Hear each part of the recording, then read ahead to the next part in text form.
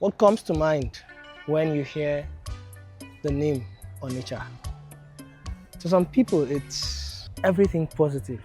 To others, it's everything negative. Then there's this unique set of people. They don't exactly know much about Onicha, and everything that comes to their mind about Onicha is it's neutral.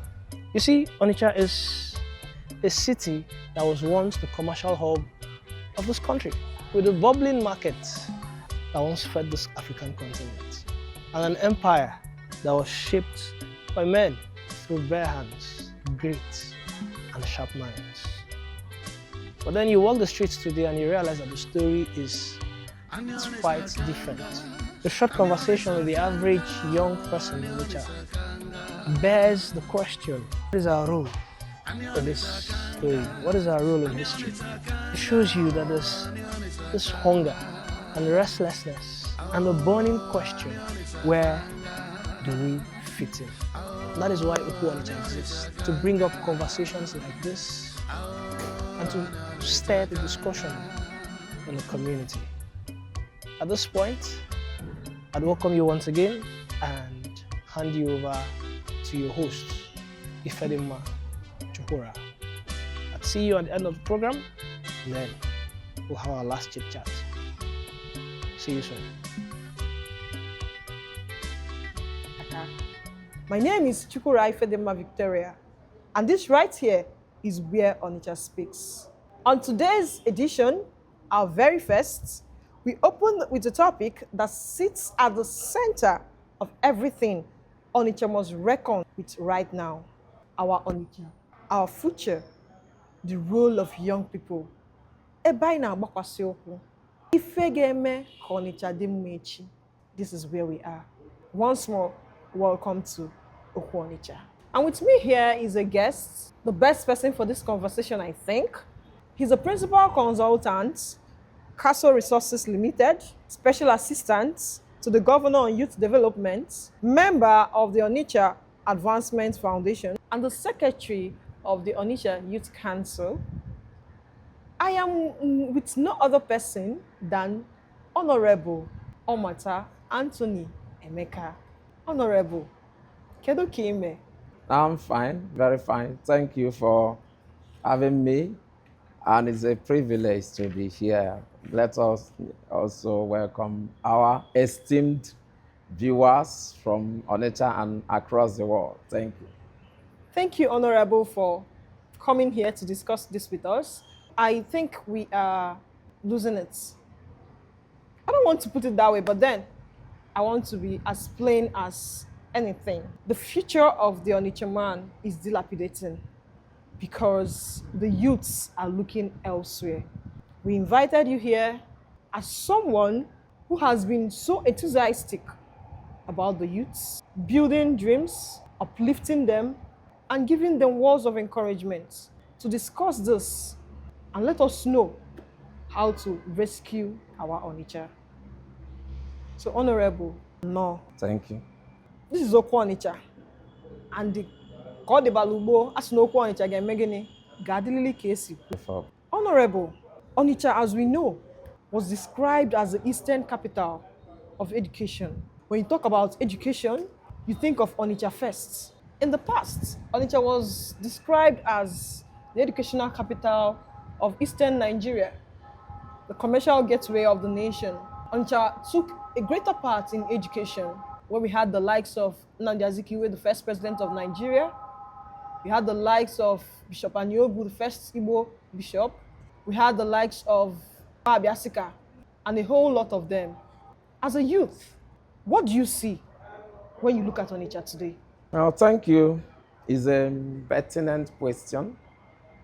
And sometimes when you look at this situation we found ourselves, we feel so bad. Just like you said, Onitsha community has produced a whole lot. The first president of Nigeria, Nnamdi Azikiwe, is from Onitsha. As at that time, almost all the top civil servants in Nigeria, Igbo extraction, we are from this town. In the military, almost every profession, the medical profession, the legal profession, But today, we may not actually say that it's still the same story. What actually happened but that Onicha, they strategically located. So when the missionaries came, the first people they met were the Onicha. And as at that time, the missionary normally come with not just the word of Religion, God, yes, evangelism. They came with education. They came with so many urbanization, other things, healthcare and all whatnot. Yeah. So because Onicha people were the first people to come in contact with the missionaries, and they were gracious enough to also welcome them. the missionaries. They accepted the missionaries, and the missionaries also accepted them. So Onicha benefited a lot from the impact of the works of the missionaries. They established a whole lot of schools. As at that time, other parts of Igbo land, if they want to go to school, it's Onitsha that they will come to. So Onitsha was privileged. It's also by the grace of God anyway, because if you look at the historical background, how Onitsha people arrived here, discover that God planned it to be so. So Onitsha is really blessed, and we thank God for the work of the missionaries. They laid a very strong foundation for Ndi Onitsha. And Onitsha was doing very, very well. Almost if any Igbo jibili.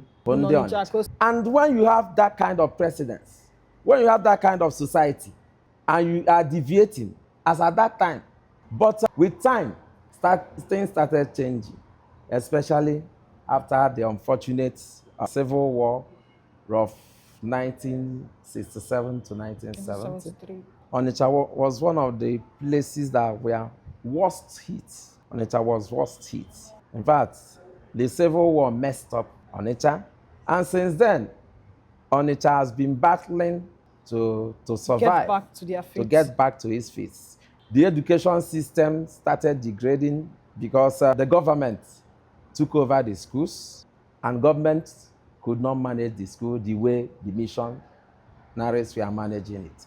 So education system started coming down. So it's not something you say it just happened just like that. There was a process, and nobody seemed to be correcting it until we found ourselves in this situation. So can we say that this was a pattern after the Civil War, that we kept on degrading till we got to this point? Yeah, it was a pattern, and it started after the Civil War. The degradation started happening. We kept on going down, and there was no serious correction on that. So I would like to ask, where do you see Onitsha today in the 21st century? Where do you see Onitsha? That's why we are saying that we kept on reducing. Can't we go up? There's always a remedy. Everything is about deciding the pattern you want to go. You can get to a particular level and say, we cannot continue like this. But the unfortunate thing is that we have gone backwards. Some people say it's a lost glory. But for me, I don't call it a lost glory. I see it as this diminished glory. But it depends. But it's about self-discovery. Once you discover yourself, you can say, let me begin to do the right thing, to move forward. And I must say that to a large extent, Onitsha is beginning to move forward, especially with the coming into position of the present Obi of Onitsha, Abogidi, His Majesty even Emeka Omatah. All right. He has done a whole lot in trying to get Onitsha moving. He started a long time ago, and then with the introduction of Onitsha Advancement Foundation, NAF, a whole lot has been done. A whole lot is happening now, both in the youth enterprise development, leadership. So many things are happening now. So as an Osita Adevamma, Odelogava. Aha. Okwu Onicha. If Omata putavo, Omaluta, Malubo, Omata me. Thank you very much. And Osita Ademwa is also the name of an age grade. I really want to get to understand something, because there are age grades now. We had a lot of them recently. Cultural institutions, structure that have existed in Onitsha for generations. But The young people in Onitsha, they feel so distracted. They are not bothered about what is happening. Where do you think this gap started from? Why do you think there is a gap between the Onitsha community and the Onitsha young person? There's a serious gap, no doubt. There's a serious gap because one is that it's not something that is peculiar to Onitsha. I must tell you, my parents, we are civil servants. We live in a lot of communities in Igbo land. And if you go there, and we're serious degradation also. In fact, there's a place I lived. Their boys don't marry their daughters because they see their daughters. I don't want to mention the name of the place. You don't need to mention it. Ụmụ nwoke fa ede kwa anụ. Ịma na asị na abịa na Ọnịcha asị gị na ụmụ nwoke Ọnịcha ada achọ ịnụ onye na-abụrụ onye agwa gị fa. Ụmụ nwoke fa ede achọ ịnụ ụmụ nwaanyị fa. To tell you how bad the situation is. And it's happening in so many places. And we're globally, and we're serious decadence in our values and the society. So we have to be concerned about Onya. It's our home. And we can't start justifying that things are not happening well in other places. Therefore, we relax. Because if we do that, all of us will be consumed. So we have to be serious about it and realize that, and actually is a problem, and we're serious decadence, loss in the value system. One has to do with the economy. When the economy starts getting bad, people seem to forget about the value system. Everybody is desperate to succeed. Everybody becomes so desperate to succeed. It's now for crime. And we have structured the society in such a way that excellence is not being rewarded. People will be demoralized. They don't want to do the right thing. So, and we're a serious problem in the value system. There's no reward for excellence. So when you are doing very well, you're not being rewarded. People will say. So are you saying that the cause of this gap between the community and the youth is actually giving relevance to mediocrity? Because if we are not giving awards for excellence, then it means we are giving awards or relevance to mediocrity. Of course, we live in a world where excellence, as I said, is not being rewarded. I must tell you. That is why you see people that are on the other side of the society, people that are not doing well, that are the ones being celebrated. And it's a problem. Also, of course, decadence in the society. People that are committing all manner of crimes. You see people praising them. And the implication is that those people will become role models. Exactly. That is where I wanted you to point out, because at some point, the young becomes the old, and then another younger generation comes up, looking up to the older generation, and then you look up to a role model, and then you don't have any other option but to keep this person as somebody to look up to. So I think I get the point now. Thank you very much for your answer. You are really the best person for this section. I must say, you made mention of role models. Do you think the Onitsha youth has a mentorship crisis as of today? Thank you for that question. It's a very serious problem. There's actually very serious mentorship gap, because you discover that most of the people, if Onitsha Jibil, fan or no Onitsha, and most of them, they don't have that sense of community development to put something to the community. So you discover that once they get to certain level in life, they don't care about Onitsha again. So it's a problem. It's a problem. If there's not on ground, the people not at the other side of crime and all whatnot, and the youth are following them. So it's a mentoring in that negative angle of mentoring, which is very dangerous. Negative aspect angle of mentoring. So we need to advocate for Onitsha to Jibilu, for them to start coming home. We don't have any other place. Onitsha is the only place we have. And if we don't care about the young ones, how to raise them, it means the mandate to create the village structures. Because we want to use the village structures to run carnival. But I told them that we are not going to stop there, that the structure has to be more of developmental, not just to bring people in the streets for them to dance at the street, drink and stadium and go home, when we know that we have serious problems. So what we structured that time, and we had 10 people in a village. Those 10 people are bido ankoba if any messy na village. And those people, part of if we develop them educationally, we develop them economically, and then we mentor them. So always some people that we are supporting the villages at that time, we wanted to create a mentoring platform. These people can be mentors in the village, because we can't allow our people to be in the future of our people to be in the hands of people ordinarily. A praise. So we wanted to create that structure. We started it at a point, it wasn't working, but for now, with the Onicha Advancement Foundation, we are still advocating for that. We're also trying to structure such under Onicha Youth Council, because then we go past structures. So we are going to ensure they create that mentoring structure. And incidentally, I'm about the chairman of 1U2 mentorship scheme. So we've started a whole lot of mentoring. To mentor the government in Lego. We can extend such to the villages. Once we don't mentor our people, prominent people, like doctors are in the West, a doctor supposed to groom people that will take over from him. Lawyers are lawyer kwesi groom. All these top lawyers. Have you raised?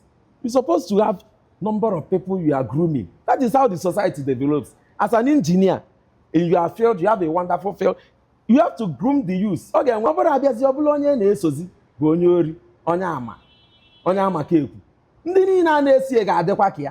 that is what mentoring does. Yes. It's very simple.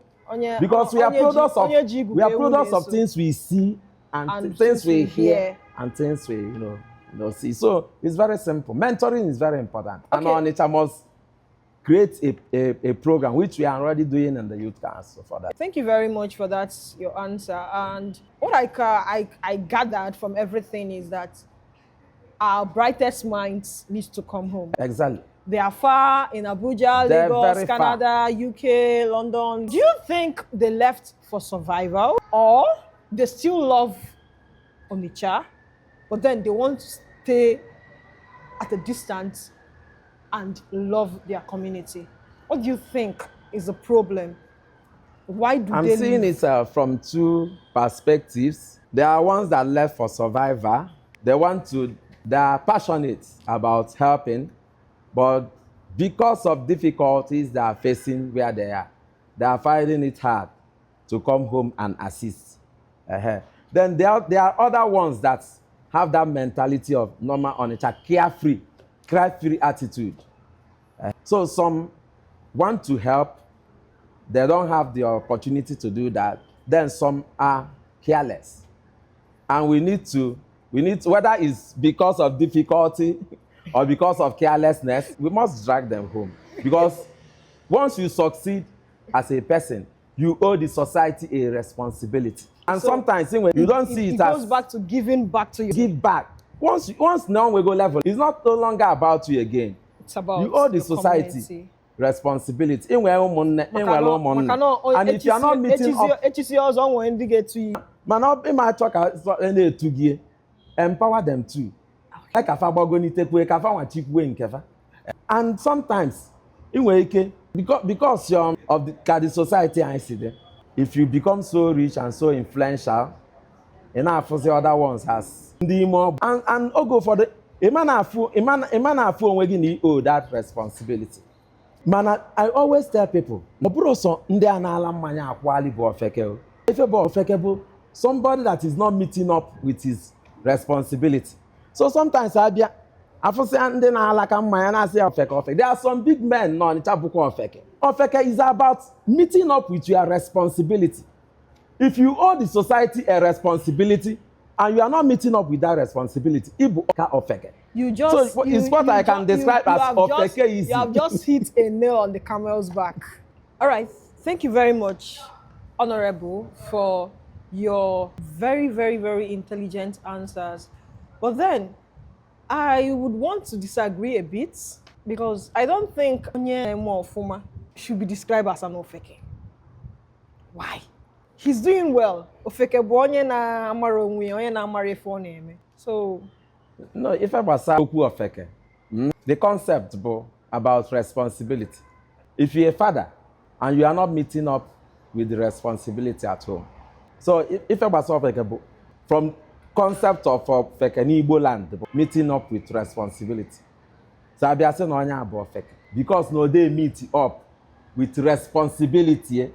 So at home, if you are not meeting up with the responsibility, you're supposed to, but in terms it's about carelessness, a carefree attitude about your responsibility. You are neglecting it. It will go affect. So likewise, when you owe the society a responsibility, when we go level in life, that people are now expectation. So we are talking about what are people expecting from you? What is the society expecting from you? Then as a top person at that level, you are not meeting up with that expectation and that responsibility. should I agree with you or should I disagree? My dear listeners, what are you saying? Ofeke. Because this one is now leaving the Ofeke to now be a higher class Ofeke. Ofeke no Ofeke. Now, one last question. The topic is our Onicha, our future and the role of the youths. And you have mentioned a lot of things. Where do you think the youths can take it from to start this change? Yeah, thank you for that. The truth is that we can't continue to complain and we can't continue to blame anybody. The future of the youth is in their hands. So we can't, even if we continue to blame the society, to blame everybody, we still have a role to play. Because if you fail, it's for yourself. If you succeed, it's for yourself. So there's need for us to start thinking positively. The opportunities are there for us to explore. All we need to know is where the world is moving. The society, they move now towards enterprise, entrepreneurship. That's why I'm so much happy about what Abogidi is doing with Onicha Advancement Foundation, lifting the poor Onicha out of poverty. So he's doing very well. And at the side of the Onicha Youth Council, we have also aligned. And we have a lot of programs we are running now. In fact, as at 2016, Abogidi initiated a program called Entrepreneurship Development and Skill Acquisition Project, ESAP. And the target, every year we raise 50 entrepreneurs in the Onicha. And since then, it's been working. We want to advance it. We put up a proposal that will help us as youth body advance it. So we need a lot of sensitization, value reorientation. We need to start changing our mindset. Enterprise development, we have to be economically viable. Once the society wants to grow, the economic aspect of it, I get developed here. We need to look at areas where, if I not comparative advantage, where their strength, maybe fashion, maybe our culture, maybe entertainment, maybe in area of cooking. So we need to start identifying areas we have comparative advantage, train our youth near, and we also need to build structures that will help develop the educational sector. Or whether any society may develop without education. And for the youth, we need to align well, which I think is what we are doing, or just for all hands has to be on deck, because it's not a small work. It's not going to be easier, because the problem are big, but good, I want to believe we can get it right. Nothing good comes easy, and I believe with people like you, people like us, people like everybody around that means well for Onicha, that things of Onicha in the brighter light will achieve this goal. Once again, thank you, Honorable Emeka, for joining us on this our first edition of the Okwu Onicha, our voice, our people, and our culture. Viewers, I am still Chukura Ifedema Victoria. This is where Onicha people come together and talk about us. Ife gbasara anyị, ka anyị ga-esi wee bido, ka anyị ga-esi wee mee ka Onitsha dị mma. Until next time, bye. You see, this discussion might have ended, but the conversation is just starting. Because I believe we need to reflect on one simple thing. How did the loudest voices in the room become the oldest voices? How? And that brings me back to us, the young people. The Onitsha of tomorrow we intend to see starts today by the spaces we choose to occupy, the positions we choose to take up, and most importantly, the actions we choose to take without getting invited. Because look at it, you wait for an invitation and you might never get one. But if you stand up today and choose to carry out some actions without invitation, imagine the domino effects that will have. If not just you, but 100 more Onitsha youths decide to carry out certain initiatives, certain programs without waiting for invitation. So my people, Osita and Okwu Onicha, Gadi Kesi. So even if we've come to the end of this program, but that doesn't mean Nankata Ba Ebigo. So share this video to anyone, any of your friends who you think might have given up on this town. Because like it or not, this is Onitsha and we are from Onitsha. And you cannot run away from here. So the earlier we start trying to put things in place, trying to make things better, the better for us. So on that note, I'd say thank you for tuning into this program, and I hope we'll see you next week, the week after that, and many more weeks to come. This is just the beginning, and we have a lot in store for you. So that's it.